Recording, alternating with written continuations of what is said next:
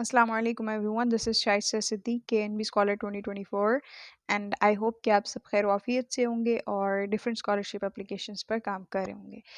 आपको पता है कि KNB स्कॉलरशिप जैसे कि अनाउंस होना था by 17 February, but unfortunately for some reasons announce नहीं हो सका। बट फाइनली KNB स्कॉलरशिप की तरफ से अपडेट आ चुकी है कि स्कॉलरशिप एप्लीकेशंस ओपन हो जाएंगी by 3 March 2025 until 21st March 2025, so which is just coming Monday. आपके पास अभी ये वीकेंड है जिसके अंदर आप अपने रिमेनिंग डॉक्यूमेंट्स जो भी हैं वो आप प्रिपेयर कर सकते हैं और उसके बाद आप एम्बेसी को रीच आउट कर सकते हैं बाय 3 मार्च 2025। आपको पता है कि वैसे पर्टिकुलरली ऐसा होता है कि ऑलमोस्ट 1 माह या 1 माह से ज़्यादा की टाइमलाइन दी जाती है for any scholarship application. But इस साल जो है वो बहुत टाइट एप्लीकेशन टाइमलाइन दी गई है, क्योंकि ज़ाहिर ऑलरेडी बहुत डिले हो चुका है और एम्बेसी ने स्क्रीनिंग करनी है। देन एप्लीकेंट्स जो है वो फॉरवर्ड करने हैं यूनिवर्सिटीज़ को, एंड देन उनकी स्क्रीनिंग होगी और फिर जो है वो ज़ाहिर फाइनल रिजल्ट्स भी अनाउंस करने होते हैं बाय जुलाई। अगर अभी ये इतना वो रैपिडली इस प्रोसेस को नहीं करते तो फिर आगे यूनिवर्सिटीज़ का भी बहुत लेंथी प्रोसेस होता है सिलेक्शन का या स्क्रीनिंग का, बहुत डिले हो जाएगा। सो अगर आप देखें तो जस्ट आपके पास ये वीकेंड है जिसके अंदर आप अपना रिमेनिंग एप्लीकेशन का जो भी आपके डॉक्यूमेंट्स है उस पर काम कर सकते हैं। और ऐसा नहीं है कि जस्ट 3 मार्च को अनाउंस होगा तो उसी दिन ही आपको जैसे एम्बेसी को ईमेल करना है रिकमेंडेशन लेटर के लिए। एक पर्टिकुलर डेडलाइन दी जाएगी जिसके अंदर आप एम्बेसी को रीच आउट कर सकते हैं फॉर रिकमेंडेशन लेटर। और फिर उस डेडलाइन के बाद एक पहले सबसे पहले डॉक्यूमेंट्स की स्क्रीनिंग होती है और डॉक्यूमेंट्स की स्क्रीनिंग के बाद इंटरव्यूज़ कंडक्ट किए जाते हैं। और वो ज़ाहिर है शॉर्ट लिस्टेड कैंडिडेट्स होते हैं जो इंटरव्यूज़ के प्रोसेस से गो थ्रू करते हैं और देन उसके बाद एक पर्टिकुलर लिस्ट आ जाती है जिनको रिकमेंडेशन लेटर दिया जाता है। एंड देन उस रिकमेंडेशन लेटर के बाद ही आप KNB स्कॉलरशिप में अप्लाई कर सकते हैं। KNB स्कॉलरशिप के जो पोर्टल है वो तो ऑफ कोर्स ओपन हो जाएगा, जिसके अंदर आप अपने जो बेसिक डिटेल्स होती हैं, जिसके अंदर आपकी प्रोफाइल डिटेल्स है, आपकी यूनिवर्सिटी, आपके एजुकेशन की जो डिटेल्स हैं वो आप ऐड कर सकते हैं और बाकी भी जितने डॉक्यूमेंट्स हैं आप अपलोड कर सकते हैं except your recommendation letter from embassy, क्योंकि वो जब आपको मिलेगा आप तभी अपलोड कर सकेंगे। मीन वाइल जैसे आप यूनिवर्सिटी एम्बेसी को ईमेल करते हैं तो मीन वाइल आप अपनी एप्लीकेशन पे काम कर सकते हैं। और इसमें जो स्टेटमेंट ऑफ पर्पस होता है वो अपलोड करना होता है फॉर PhD स्टूडेंट्स, और इसी तरह उनको एक्सेप्टेंस लेटर भी यहाँ पे अपलोड करना होता है और इसी तरह से एम्बेसी को भी सेंड करना होगा। ये इसमें होता है प्रोसेस। और जैसे कि आपको पता है कि तीनों डिग्रीज के लिए अवेलेबल है KNB scholarship for BS, for MS and for PhD। और BS के लिए एक बहुत ही प्रेस्टिजियस अपॉर्चुनिटी है। आपको पता है कि इसमें ये होता है कि हमारे पाकिस्तान में इतनी ज़्यादा जो फुल फंडेड आजकल स्कॉलरशिप अपॉर्चुनिटीज़ नहीं है जिसके थ्रू स्टूडेंट्स अपना बैचलर्स कंटिन्यू कर सके, और इवन अब्रॉड भी बहुत लिमिटेड अपॉर्चुनिटीज़ होती हैं। और जैसे आपको अपॉर्चुनिटी मिलती है एक ऐसी जिसके अंदर आप अपना एक इंटरनेशनल एक्सपोजर गेन कर सकते हैं, व्हाई नॉट यू शुड और you must apply for this scholarship. इसमें ये होता है कि आप जैसा कि एम्बेसी ने भी और KNB स्कॉलरशिप की वेबसाइट पर भी अपडेट हो चुका था कि आपको डॉक्यूमेंट्स अटेस्टेड चाहिए। आई होप कि आपने टेस्ट करवा लिए होंगे, जैसा कि उन्होंने मेंशन भी किया था कि आपको प्रीवियस डिग्री के डॉक्यूमेंट्स अटेस्टेड चाहिए। जैसा कि for PhD and for MS उनकी जो प्रीवियस बनती है डिग्री वो MS या फिर बैचलर्स के डॉक्यूमेंट्स बनते हैं, और उन डॉक्यूमेंट्स में डिग्री एंड ट्रांसक्रिप्ट। और इसी तरह से अगर बात की जाए बैचलर्स के एप्लीकेंट्स की तो उनकी प्रीवियस डिग्री इंटरमीडिएट या FSC या HSSC ये डिग्री बनती है, जिसके अंदर उनको डिग्री और मार्कशीट अपनी अटेस्ट करवानी थी फ्रॉम मोफा।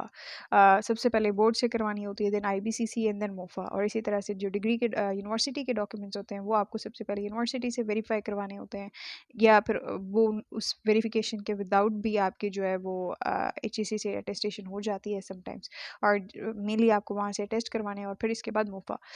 ये आपकी रिक्वायरमेंट्स होती हैं फॉर डॉक्यूमेंट्स अटेस्टेशन, और ये रिक्वायरमेंट है फॉर रिकमेंडेशन लेटर।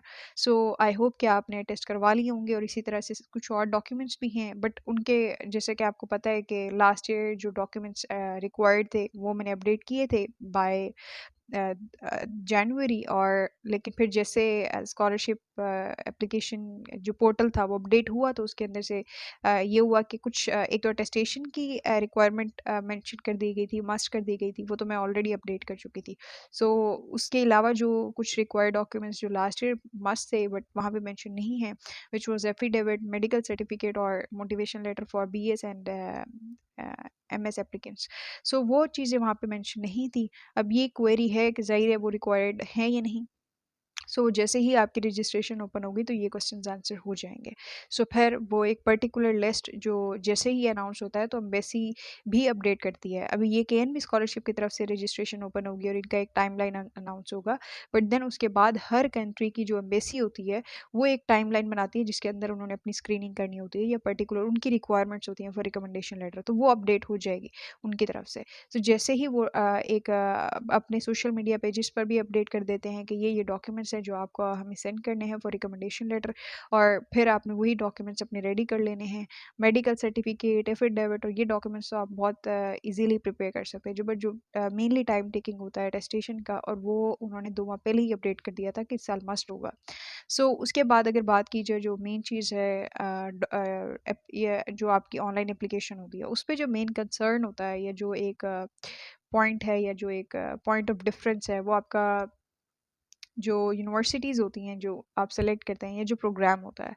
अब ज़ाहिर है अगर आप चेक करेंगे तो वेबसाइट के ऊपर जो प्रोग्राम्स वाला टैब है वो काम नहीं करता।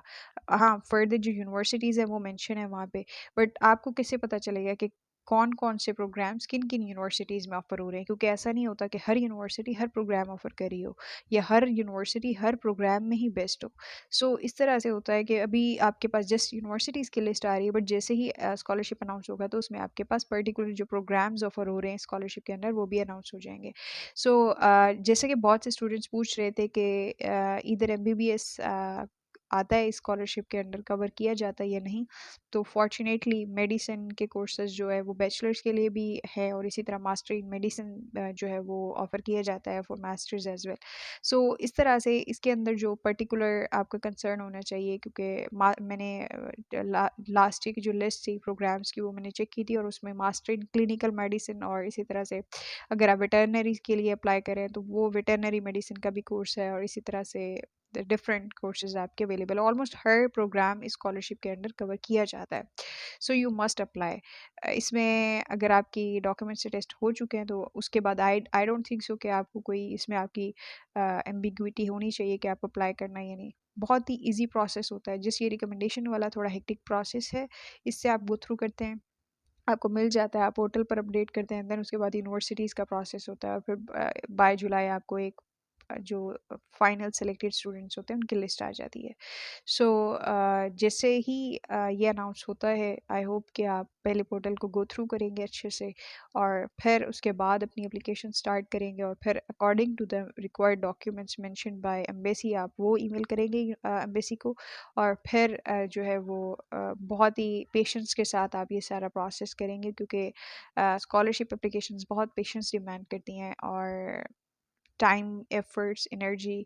सो आई होप कि आप सक्सेसफुली इस स्कॉलरशिप के लिए अप्लाई कर सकें, और अगर आपके कोई भी इस स्कॉलरशिप के रिलेवेंट क्वेश्चन है तो आप कमेंट कर सकते हैं and I will try my best to answer that question.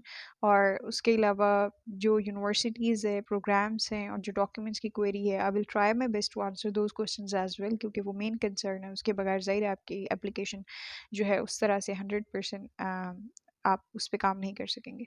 सो ये भी मैं अपडेट कर दूँगी बहुत जल्द, और आई होप कि ये इस वीडियो में मैंने सारे पॉइंट्स कवर कर दिए हैं और फाइनली ये अनाउंस हो चुका है, which is a very good news. It's a very prestigious scholarship, almost her cheese cover की जाती है। आप जिस अपने इवन जिस कंट्री से लेकर यहाँ तक आप पहुँच जाते हैं विदाउट इन्वेस्टिंग अ पेनी, और उसके अलावा यहाँ पे भी आपकी हर चीज़ कवर्ड होती है। आपको बिल्कुल ज़रूरत नहीं पड़ती कि आप अपने घर से कोई भी लाइक मनी या इस तरह से आप उनसे मंगवाएं। So it's a very prestigious scholarship and I hope कि आप जो इसमें एफर्ट्स रिक्वायर्ड हैं आप उसमें पुट करेंगे और you will get this scholarship इंशाल्लाह। So best of luck for this application and yeah, subscribe to the channel so I could uh, keep on updating or updating you guys about any further processes. So stay tuned. Allah Hafiz.